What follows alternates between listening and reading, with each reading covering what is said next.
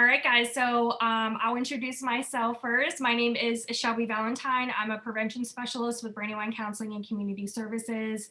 And our department does a lot of presentations and curriculums with HIV, STDs, alcohol, and other drugs. But our organization as a whole focuses on addiction and recovery.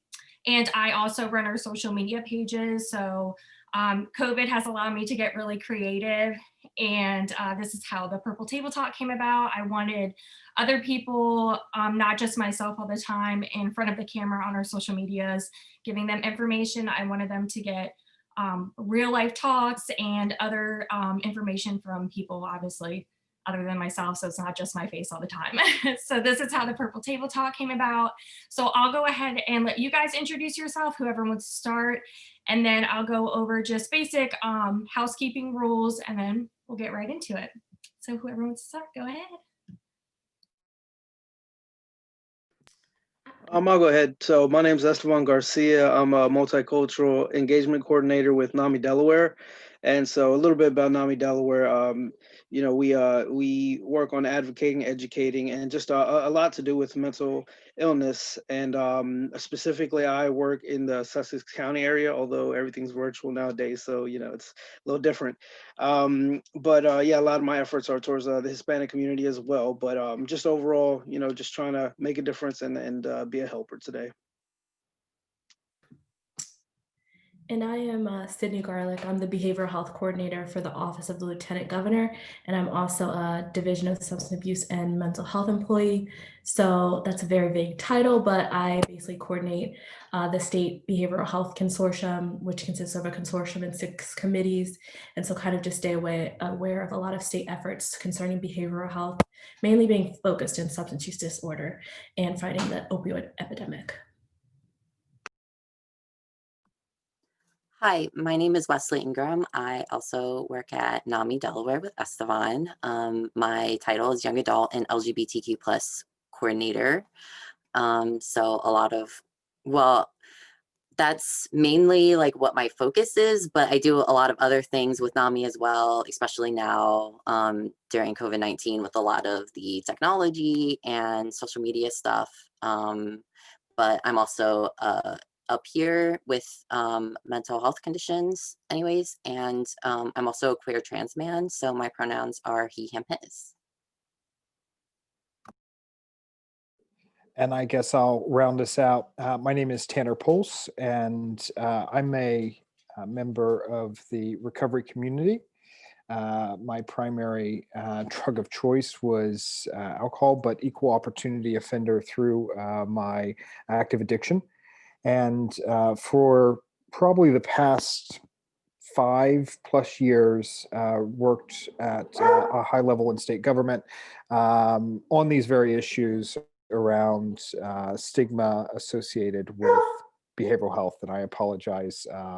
We're not going to get very far into any of this without hearing a dog bark, so I apologize.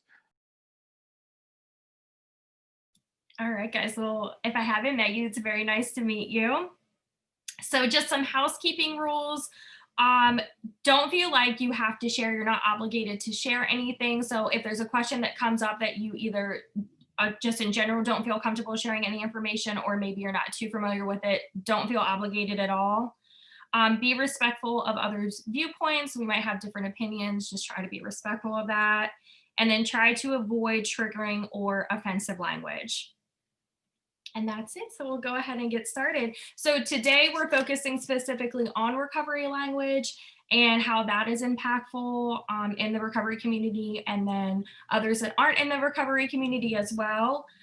So my first question, I switched around notebooks. The first question that I have for you guys.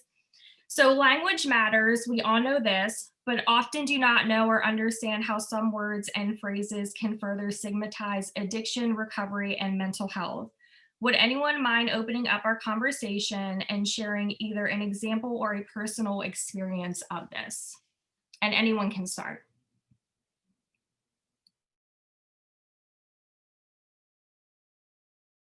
Well, I think to start it off, I'll say, like you mentioned with the house rules. So, being mindful of saying things that might trigger, someone that's either in early recovery or whatever stage they are. A lot of times, there are certain times and places, whether it be a fellowship of sorts or different places where, might be a little more appropriate to be a little more specific to qualify yourself and things like that.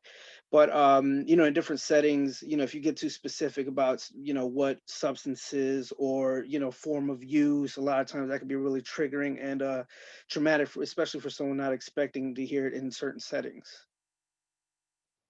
I would agree. And I would take it that I think, words reflect actions. And so when people have misconceptions about people who are in recovery, that comes out in their language and then that comes out in their actions. So like I've been in meetings, and though Tanner didn't want to say who we work for, we worked in the same office. And so we would see, we would see these sometimes high profile people make comments about, people in recovery, but then that impacts how they act and what they think is an appropriate response. So I listen to a podcast, and one of the people on the podcast always says words mean things, and they really do mean things because they do turn into action. So it's always being mindful. And then once people start to actually think about what they're saying, that then changes how they actually act, because they're being more mindful. Yeah, and Sydney is always and always has always been and always will be more diplomatic than I am. And I remember going to all sorts of stakeholder engagement meetings, and again, very high level educated individuals, and they would make just the silliest kind of comments. And it is really rooted in some of the foundational language in which we use, right? So Sydney started off the conversation with she works with the Division of Substance Abuse, right? And that is a real barrier just in that simple title, that she works in a government agency, and that is the title itself. But we have kind of all evolved in really understanding brain health collectively, substance use disorder as a true chronic disease, and the treatment associated with it. And then we can talk about the very same thing on the kind of the opposite side of brain health, where we're dealing with chronic persistent mental illness and additional really serious kind of conditions. And I think the key is just being person-centered language and making sure that we're always being aware of that major caveat, where we should be thinking of others' feelings, experiences, and then person-centered always being the driver. Yeah, I think the only thing that I would have to add to this too is just like kind of what Tanner had started to talk about in terms of this being rooted in like our everyday language. A lot of people just don't stop and think about what it is that they're saying or why. And a lot of the language that we still use is rooted in these ideas of stigma that are still really prevalent, and it's really hard to get people to sort of take a step back and to even realize that that's what they're saying. One of the things that we always talk about in trainings and whatnot at NAMI is sort of even just like the baseline, like committing suicide versus, dying by suicide, and how using the term committing again kind of puts that sort of idea of it being a crime into people's heads. It also kind of puts in sort of that like sort of make like patients being committed into a facility type language and whatnot. And again, even with that language too, being committed to a facility, it comes with the baggage of that's committing a crime. That's how people are kind of seeing it. It's even if they're not seeing them as criminals per se, it's with the baggage of that this is a shameful thing that we shouldn't be talking about, versus saying something like dying by suicide is just, it just gives kind of how that happens. So even just simple changes make a really huge difference. And just also letting people know too.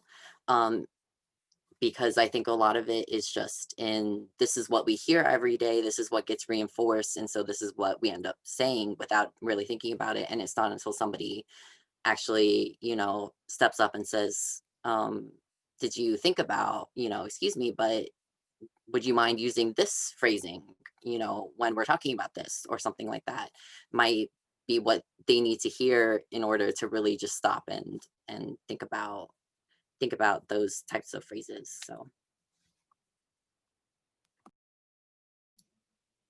That was great. Wesley, thank you for literally just teaching me that. I would have never thought to use the phrase dying by suicide rather than committed. So that's why I also love doing these. You guys also teach me things. So that's definitely something that I can be mindful of as well. So thank you guys so much for opening up that conversation. So on to our next question. Why is using correct, non-stigmatizing language so important? Can anyone share a moment or experience when you were able to have a helpful educational conversation to help someone learn or change the way they were speaking? I'm happy to jump in on this one first, and I'm only solidifying my reputation of being long-winded by being so eager on these conversations. But I remember a specific conversation that will forever be with me, and it was in 2017, and it was with a member of a political organization, and we were having a conversation around, and I'm going to just use their language, junkies outside of Wawa who are homeless, right? And that person elaborated and made mention about drunks, and just was really derogatory about individuals who are currently in active addiction. And I asked them to close their eyes and to really just, hit home this message. How, describe to me what you think an individual in active addiction would look like. And of course, they went right back to what they were saying, how they're dirty and, they're all homeless and they all can't get jobs and they're all outside of Wawa and they're all panhandling. I asked them to open their eyes, and I said, I'm a member of that community. I may be in a suit, I may be affluent, I may be educated, all of these things that you traditionally in this conversation don't associate with an individual with a substance use disorder. But I am an individual with a substance use disorder, and I'm an individual with a substance use disorder that worked with you on things, on projects, on meaningful pieces of policy when I was in active addiction, and you had no idea. And now I'm telling you that I've living a life of recovery and sought treatment. And what do you think now? And it was an eye-opening experience. And again, I'm going to cut my comment short because I want others to speak. But it was an eye-opening experience because that person had never even considered that there are individuals with a substance use disorder or chronic persistent mental illness or right, just fall under this brain health continuum, and that they are achieving, thriving, successful pillars of the community. And of course, there are individuals who need that additional help and support. And it was just an eye-opening experience for that individual. And we still, to this day, kind of joke around that experience because it really was kind of transformational for that person to think about things a bit differently.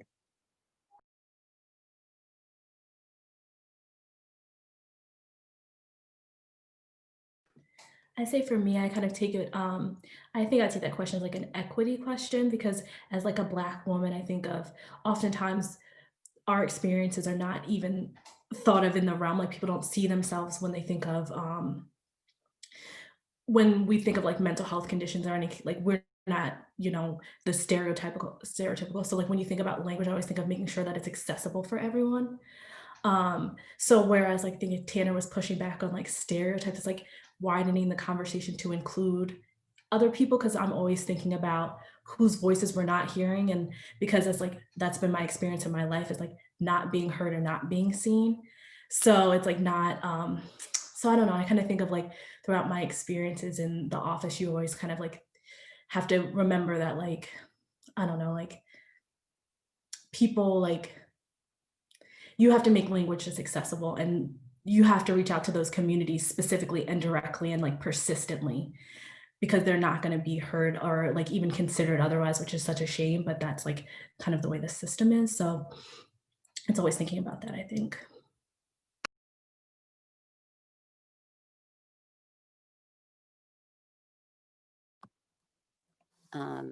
And to jump off of that too, I think a lot of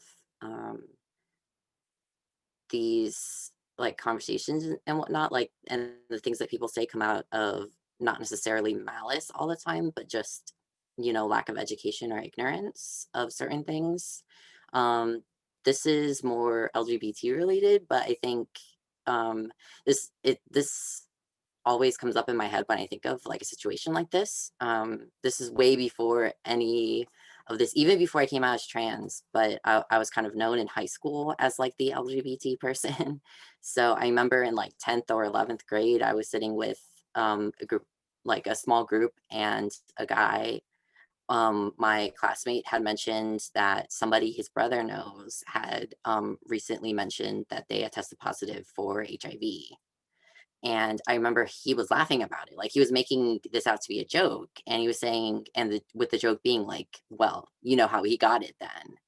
And I just looked at him. And at first, of course, I want to be like, wow, that's really homophobic of you and whatnot. But instead, I really thought about it. And I said, you do realize there's other ways that you can contract that disease, right? It's not simply, you know, through two men being together, but, you know, that can happen with regardless of the gender of people being together, or it can even be transmitted, you know, in a non-sexual contact way through blood.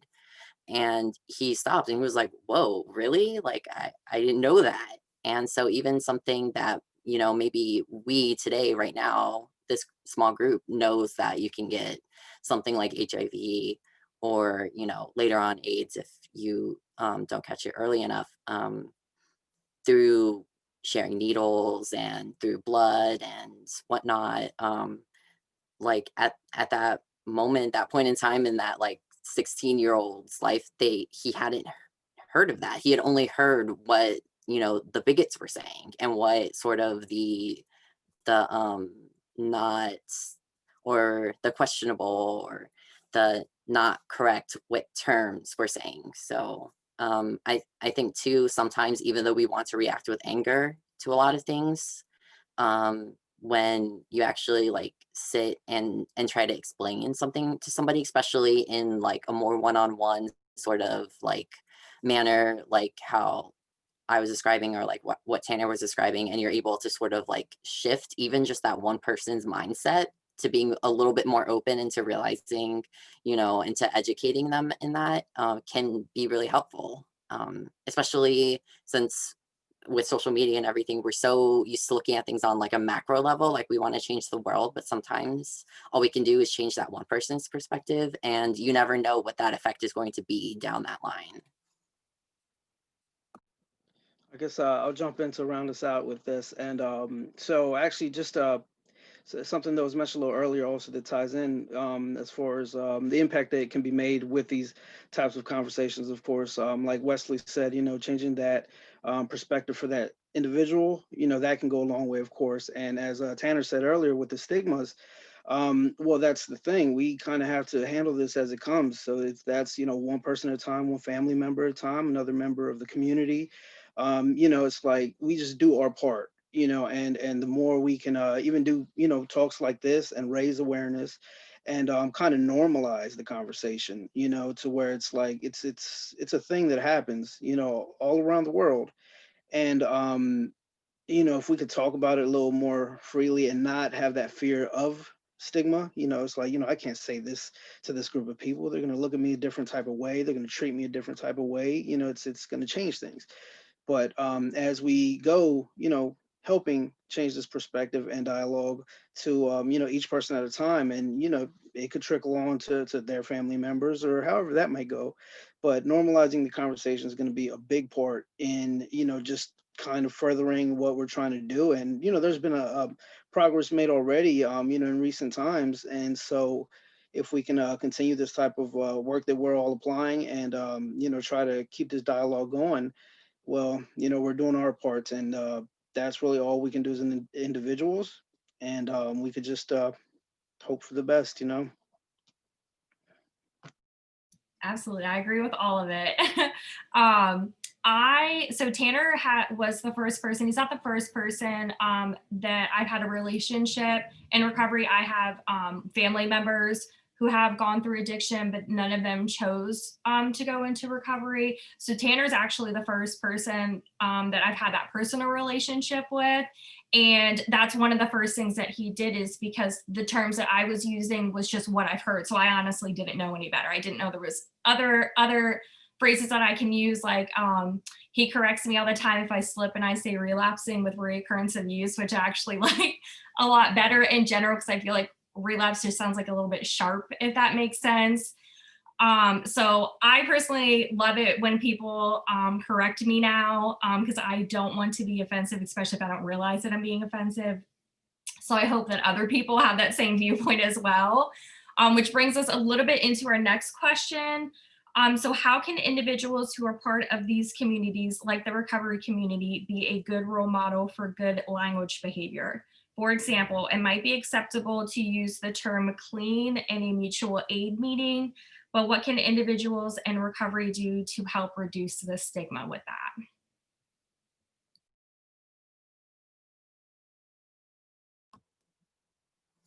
One of the things that I like to do in interactions, like whether it's something like this and I'm answering questions, or if I'm even just out at an event somewhere talking with people, is sometimes, especially if I feel like that person isn't going to be as receptive, rather than outright correcting them, I just try to do my best to model the language. So rather than stopping what we're talking about or anything and saying, hey, that's kind of the wrong like phrasing, or I wouldn't use that phrasing, I just model back how I would prefer them to like to say it, like say, oh yeah, so and so did mention that they live with a bipolar disorder, rather than saying that so and so is bipolar, or something like that. And I feel like that's, especially if this is somebody that you interact with a lot, if it's a family member, if it's a coworker and whatnot, the more and more that you do that, I think people really pick up on that, and that it can be a much gentler way of having this kind of conversation than, again, being more of a conflict based and provocative by actually like stopping to correct them in a way. So I guess I'll piggyback off that a little bit. So similar to what Wes is saying there, and kind of just being the person and choosing your words wisely, and like putting thought into how you want to describe this or that. So you can say this is a person who's an addict, or this is a person that's whether living through active addiction, living in recovery from addiction, but this is a person, so it's first person. And first off, that's what this person is. He or she is a person, and they just living with whatever it may be, and that could be anything, whether it be mental illness, living with homelessness, living with this or that, and yeah. So again, just to round that up, basically just choosing your words, or trying your best to anyway. And if you're wrong, we are human, we make mistakes, but we can learn. Obviously I don't know everything in the world, and the person that does think that, it's kind of hard to learn things. So I try to stay open-minded and try to learn what I can and correct my own mistakes, and try to just take it from there forward. And that's really the best thing I can think of, as far as just living by example. So Wesley outlined the right way to do this, not my way to do this. I openly accost people of when they're incorrect. No, I'm joking. I don't, but it is an educational opportunity, right? And I think that is the way I've had to learn these conversations, or they are an educational opportunity for these type of conversations. And at first I struggled with that, because I did just want to yell at people and say, like, you're wrong and you don't get it, and like, you don't understand how offensive you're being, or how you're actually creating a greater barrier between you and the community, et cetera, et cetera. And that doesn't work, right? So I approach it very much from an educational lens. And I do have to admit, I come very short on a lot of these opportunities. Sydney's shaking her head like she knows, and she does. But I think as an individual in recovery, we, we talk about a demonstrated change. We live a life that is clear that there's a demonstrated change, and one of that is using really correct language. And again, it is slightly different between a mutual aid meeting or a support group, and you kind of can be a bit more fluid. But for me personally, I go into those mutual aid meetings and try to really role model the language even then, right? So when people say, oh, XYZ had a relapse, and maybe I'm talking about a reoccurrence of use, I'm going to use that language. And I think that's really important. So no matter what, the language really doesn't shift so much for me, because again, I want to role model as much as possible. Sorry. Yeah, I'll just agree. I think role modeling is good. I've also I think what I said, like pulling people to the side and maybe even having like a side conversation where people be a little more accepting of hearing different things. I know I've seen Tanner definitely do that, and sometimes I do that too when it comes to some way terms and thoughts behind different things. So I think sometimes having that, if people are receptive to having that extra conversation about, kind of what was the thinking behind, like providing more information about the words they're using. I definitely agree. I try to, because I'm a little bit more timid, just because I'm not personally in recovery. So sometimes I feel like I may be stepping a line if I try to correct someone. So I tend to do the same thing, especially when we're going over like our drug and alcohol presentations with our middle schoolers and our high schoolers. Even with them that young, I just try to use the right language. So maybe we'll kind of feed them a little bit early in life. But we've even had these conversations with adults. We go into Deltec sometimes. We had a very large conversation right off the bat because there was a few people in there that didn't think substance use disorder was actually a disease. So it's really fun to have these opportunities to educate people. And I'm very grateful for people like you and people like Tanner who educate me pretty often, so I can have these conversations with other people. So to wrap this up, my final question for you guys would be, what is your organization doing to help stop stigma and improve recovery language? Or is there something you're doing personally to help stop stigma and recovery language?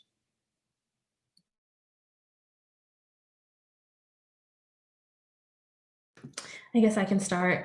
So the consortium, I think, was that like 2 years ago now, a year ago, put out an awareness campaign. And that was really focused on letting people know that they didn't have to struggle alone, and that the state, there's resources within the state to assist. And we had a very long process of finding suitable people to display this image. I remember, I think when I first started, they had first gotten the first mock-ups, if I remember correctly. And I think I was like, we need a little more diversity. And then we shared it with people on the consortium, and then they were like, they provided feedback as well, and making sure that people felt represented within all of these posters. And then that effort has been continued through different state agencies. But going forward, I think the consortium will continue to work on awareness and fighting stigma through, I think, again, my favorite thing, like an equity lens, and thinking about, again, the people who are struggling but not seeing themselves. They're not feeling that their their stories are being heard or seen, or their circumstances are being addressed. So we're going to continue that on. I think we're going to start including equity measures in all of the work that we do, just to make sure that we're being more thoughtful about who we're including and who we may need to pull into different things. So for me, I guess I can speak from a personal perspective, but also from what it is that I do with NAMI Delaware. So now one of the things I do is help with a helpline in Spanish for NAMI Delaware. So now if an individual does call and has some type of experience they're going through, one of the things that most of us are probably aware of, obviously not the whole population might be aware or educated with, but there's sometimes overlap with mental illness and substance use disorder. And so that's where my personal experience as well. I've battled my own demons in the past, and I know, like, I guess especially in early recovery, like a lot of times people are used to having lived and self-medicated, something that they weren't aware of what even was. Like, I didn't know what depression was. I didn't know anxiety, like seeing a doctor and doing all that kind of stuff, that's there's a lot of stigma around that. Once I see this doctor and I get this medication and, I'm diagnosed, then I'm labeled, I'm stamped as this or that, and so like, I've experienced those types of thoughts and felt those feelings. So I know how scary that can be. But at the same time, I can also speak on the hope and, just how there is betterment. There's possibility to get better and to just grow and kind of live, whereas previously it's like there was a lot of feeling of surviving, like I'm just surviving, scraping by and just trying to just, be, I guess. And sometimes not even that. Sometimes, it gets darker and you don't want to be. And but like I said, through my experience, I've been able to feel feelings and I can connect with people sometimes in that way.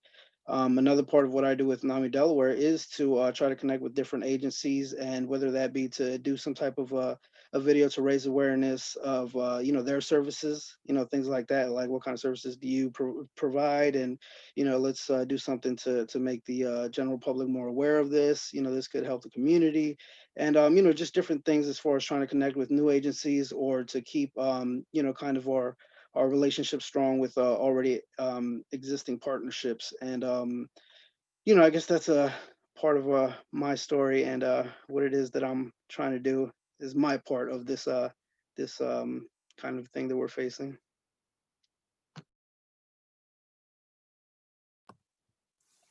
Yeah, on a professional level with NAMI, just like Estefan was saying, we do a lot of trainings and whatnot, and we just try to get information out there as much as we can. I know with NAMI that we are definitely, since being the National Alliance of Mental Illness, it is a little bit more based on the conditions, but we are, including dual diagnosis, substance use disorder, where and when we can. And so, especially with everything being virtual now, we've been doing a lot more of like Facebook Lives and things like that, which can reach a wider audience than we can say like that's that same like program in an in person would necessarily be able to. So, just having those types of conversations and bringing up things like the issue of language and whatnot, has been,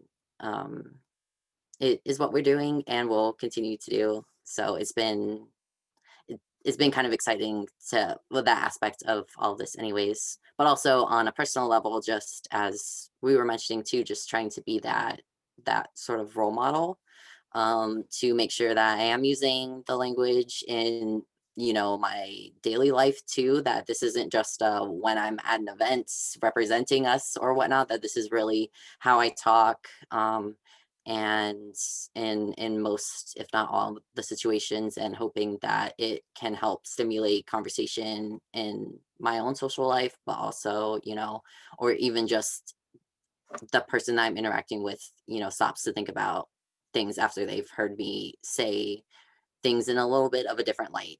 So yeah.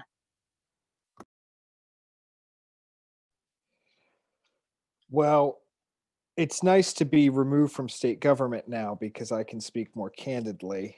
But you know what's kind of, to bring it full circle, NAMI's executive director has been one of the leaders in this lane for years. I remember distinctly back in 2015, Dr. Josh Thomas, who is the executive director of NAMI, coming to me and saying, we've got, I've got this great proposal for a brain health consortium, right? And I'm like, what is brain health? And I was in active addiction at the time. And, I kind of probably dismissed him and said, I've got too many other things to do than worry about this stuff, man. And it's all come full circle because now Dr. Thomas leads the Changing Perceptions Committee of the Behavioral Health Consortium. So we're getting there, right? One day it may be the Brain Health Consortium. And I think that organizations, outlets, and entities like I just mentioned are so critical. And then I also think that individuals in recovery feel empowered to share their story. And there shouldn't be shame. There shouldn't be, sorry, I'm trying to pet a dog while talking as well, and I'm not a good multitasker. There shouldn't be shame in sharing one's story.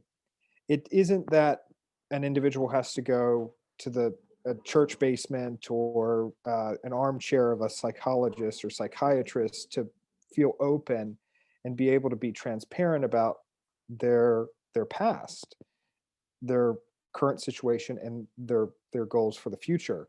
And I really think that's really important as we continue to break away the overall stigma and barrier associated with brain health. And I've been working on this op-ed for what it feels like years, and no one's ever seen it. And one day I'm going to publish it, and it's going to be all around first person language and the importance of approaching the work that we do, that you all do. I don't do this work anymore, but all of the work that you guys do day in and day out with that first person lens, and really, as Sydney and I've discussed over years, the keen focus on an equity, an equity lens and an equity measure. And I know that's all nebulous, but I think it's, major takeaways: get involved, find an organization where you feel empowered and your voice is warranted and wanted. And trust me, there are a ton of organizations that want your voice at the table. And then more importantly, really feel empowered to share your story and be bold with it. I'm not saying at, Thanksgiving table, Thanksgiving dinner, you tell your family that, you're going to become a word warrior and start yelling at people for using incorrect language and you're a member of the recovery community. But hey, who am I to judge? If that's what you want to do, then do it. But you guys all play a critical role, and you guys are what I like to say are word warriors, and you're breaking down those inaccurate and misconceived barriers that are there. I will note, in social work school, we're all taught person first language. So that's how at least social workers are trained. When we do our notes and stuff, it's person first and then condition. Well, Tanner took the words right out of my mouth. I am definitely grateful for you guys. You help what my organization personally fights for as well. So I'm, just grateful that we have such a large team in Delaware that's trying to work on recovery language and then just helping those in active addiction and recovery. So I just want to thank you guys so much for hanging out with me tonight. Thank you for working with our crazy schedule and having to reschedule. So I'll definitely reach back out to you guys. I would love, if any of you guys will want to do these again, I would love to have you back on, but that's a wrap. It's Purple Table Talk, you guys. Thank you so much. Thanks for having us. Thank you guys. Thanks. Have a great Thanksgiving. Thanks, you too.